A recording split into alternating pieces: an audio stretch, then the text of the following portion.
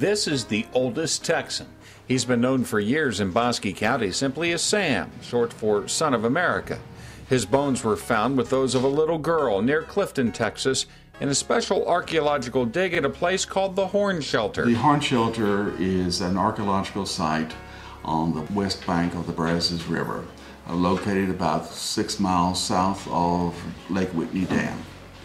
The site was found in 1970 by 2 men, and the site is unusual in that it contained the bones of 2 people, a man that has been dated to be about 43 years old, and a young girl about 11 or 12 years of age. George Larson is Sam's daddy of sorts. He oversees the place where Sam lives, the Bosque Memorial Museum. The Bosque Museum is a museum about the land, people, and culture of Bosque County.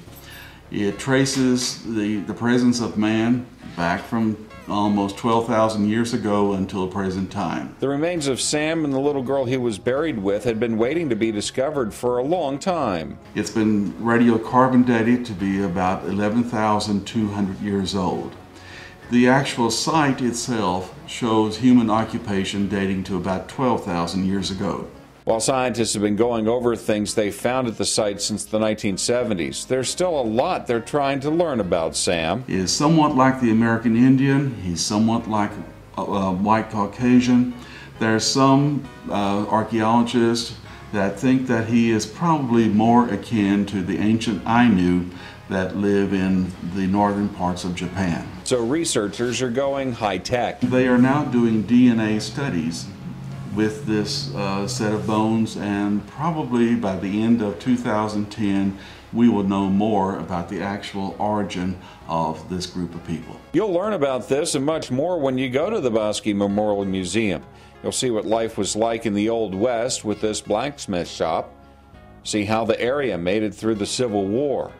You'll also meet a unique combination of settlers, those who came from other parts of the United States, intermingling with immigrants from Norway and Germany. In the early years, they were somewhat self-contained within their communities, but the place that they met was in the town of Clifton.